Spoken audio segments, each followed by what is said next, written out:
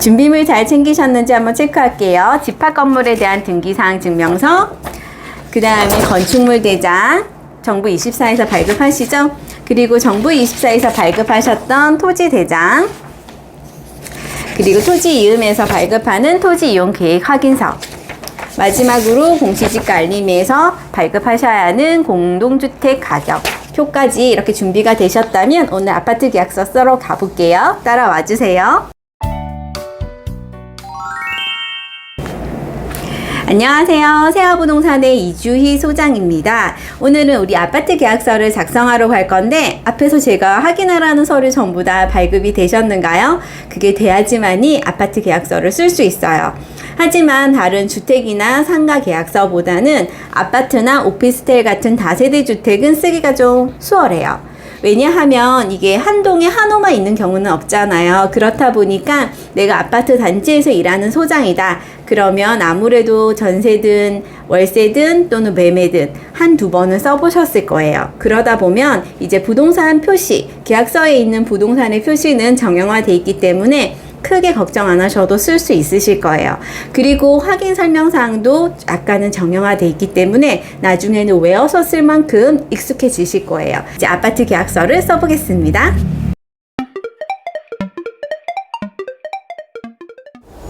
저희는 한 방에 있는 계약서로 작성을 해보겠습니다. 계약서 종류는 아파트 매매입니다. 확인 눌러보도록 하겠습니다. 확인을 누르면 부동산 아파트 매매 계약서가 뜰 거예요. 부동산의 표시 중에 소재지는 토지 대장에 있는 주소를 적어주시거나 또는 저희가 발급한 등기사항 증명서 메뉴의 칸에 보시면 아파트 이름명까지 해서 나와 있습니다. 그럼 소재지에다가는 번지로 되어 있는 주소를 적어주시고 그리고 아파트명도 틀리지 않게 잘 작성해 주시면 되겠습니다. 동가 호수는 그 해당 아파트의 동호수를 입력하시면 되겠습니다. 지금 저는 그냥 101동의 101호라고 하겠습니다. 하지만 지금 매매와는 상관없는 매물입니다.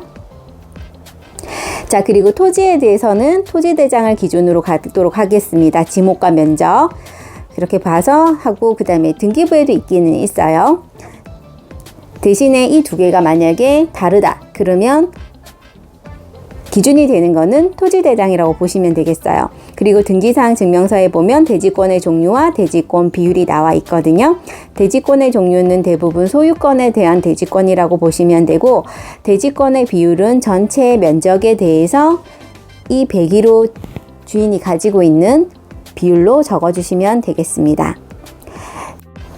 건물에 대한 거는 저희가 발급했던 건축물 대장을 기준으로 가도록 할게요. 철근 콘크리트 공동주택 아파트로 되어 있습니다.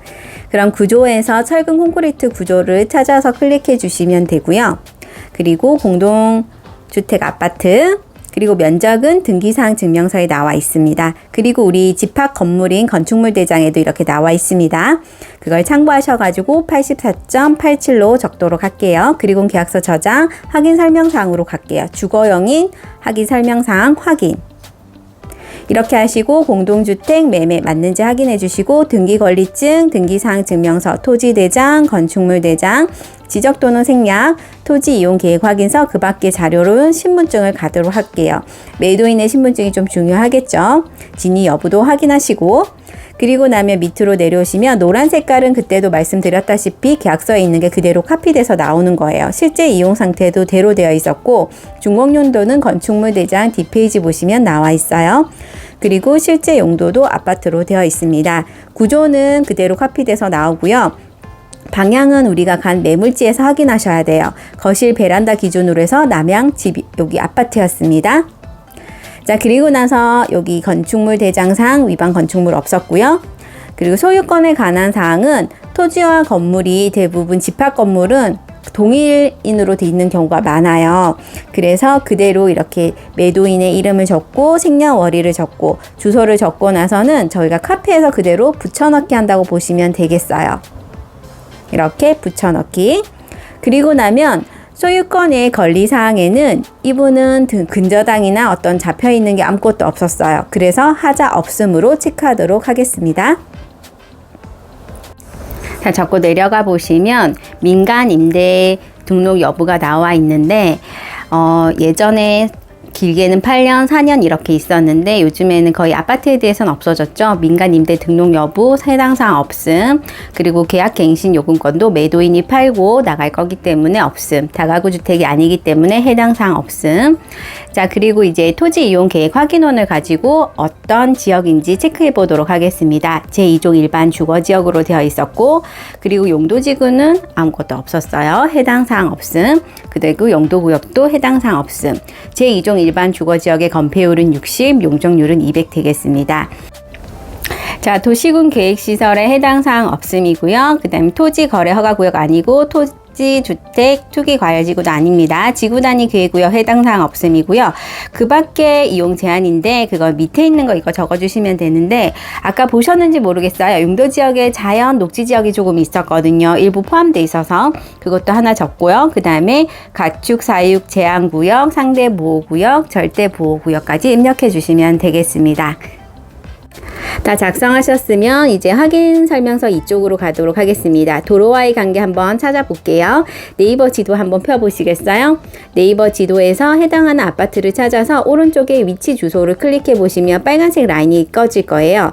그리고 나면 오른쪽에 자 모양으로 되어 있는 거리라는 거 보이시나요? 그걸 가지고 도로와 이 아파트가의 경계까지 해서 얼마나 되는지 볼게요. 그럼 총 거리가 12m로 되어 있습니다. 12m고 양가의 도로는 아무것도 없었죠. 도로 하나에 접해져 있어서 하나만 작성하도록 하겠습니다. 자, 그리고 버스와 지하철, 그리고 교육시설, 판매시설에 대해서는 이 매물지에 가서 저희가 꼭 매물을 확인해야 하는 의무가 있기 때문에 확인하면서 주변을 한번 둘러보시면 좋으실 것 같아요. 그러면 이게 어디와 가까운지, 그리고 학교는 어떤 게 있는지 다 눈에 보이실 거예요. 자, 그리고 주차장은 아파트이기 때문에 공동주차장 시설로 되어 있고 주변에 초등학교가 있습니다. 해동초등학교라고 있고요. 그리고 옆에 중학교가 또 있습니다. 해운대 여자중학교라고 가까운 거리에 다 학교들이 배치되어 있는 곳이고요. 고등학교는 이 아파트를 기점으로 해서 가까운 곳에 해운대 여자고등학교와 약간 거리는 있지만 해운대 관광고등학교가 있어요. 하지만 가까운 해운대 여자고등학교를 체크하도록 할게요. 백화점은 이제 여기서 가까운 센텀시티에 있는 롯데 백화점이 가깝고요. 그리고 할인 매장으로 홈플러스를 하셔도 상관없어요. 그리고 종합 의료시설이라고 되어 있는 거는 해운대 부민병원이 이 근처에 있다고 보시면 되겠어요. 그래서 차량으로 해서 얼마나 걸린다 이렇게 작성해 주시면 되고 아파트다 보니까 경비실이 있습니다. 그리고 위탁관리하고 있고 비선호 시설은 1km가 되게 크다고 했죠. 그래서 이게는 우동 상구역 재개발 지역이라 인접지다 보니까 거기에 공가나 폐가가 있어서 조금 흉측한 건물이 있다고 보시면 되고 양 개인적이긴 하고 주관적이긴 하겠지만 고철 폐기물 처리 시설도 있습니다. 자, 그리고 밑에 보시면 이렇게 거래 예정 금액은 계약서에서 작성이 될 거고 토지 이용 계획 확인원에 나와 있는 개별 공시지가를 적어 보도록 하겠습니다. 그래서 173만 8천 원으로 되어 있었고 공동주택의 공식 가격 이렇게 나와 있죠. 2억 200으로 되어 있는 거 작성해 주시면 되겠습니다. 취득세는 1에서 3%라고 보시면 되는데 85제곱미터가 넘지 않기 때문에 농어촌 특별세는 없습니다. 그 대신 지방교육세는 있을 거고 이제 여기는 매매다 보니까 재산세와 종합부동산세는 6월 1일 기준으로 된다. 이거 꼭 설명해 주시고 이제 실제 권리관계 또는 공시되지 않은 물건의 권리사항을 적도록 하겠습니다. 국세와 지방세는 저희가 눈으로 확인할 수 없기 때문에 미납 여부 있는지 없는지 매도자와 매수자가 앉아있는 장소에서 물어보시면 되겠습니다. 없다고 하면 없는 곳에 체크해 주시면 되고 그 다음에 공경매에 관련된 거는 이게 아마 근저당이 없기 때문에 상관은 없겠지만 그래도 공경매 관련된 거나 수용이나 보상 관련 통지나 고지받은 사실이 있으신지 없으신지 체크해 주시면 좋으실 것 같아요. 그리고 이 아파트 같은 경우에 지금 자체적으로 재건축을 할 거라고 동의서를 진구하고 있는 아파트였어요. 그래서 재개발이나 재건축에 관련돼서 관련된 어떤 동의서를 작성했느냐 안 했느냐 이것도 한번 체크해 보시면 좋으실 것 같아요. 그래서 이런 사항에 대해서 다 확인했다는 거를 밑에 한 번 더 적어 줄 거예요.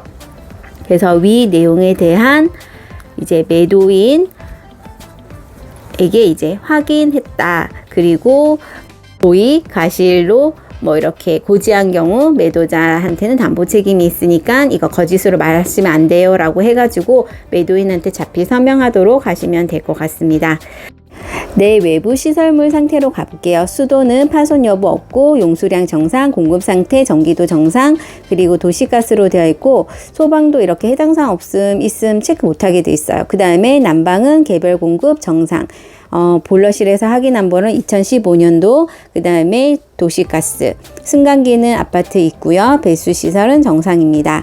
그럼 이 장에서 이제 3장으로 넘어가 보도록 할게요. 균열은 없음보다는 있음으로 체크해 달라고 했죠. 그리고는 연식상 장균열은 있을 수 있음. 이것도 사실 주관적이지만 이걸로 트집 잡는 분도 있으니까. 그리고 베란다에 크랙이 있었는데 이거는 매꿈하셨다고 하더라고요. 그래서 공사됨. 누수는 저희가 없지만 육안으로 확인되는 누수 없음이라고 한 번 더 적어주시면 좋으실 것 같아요.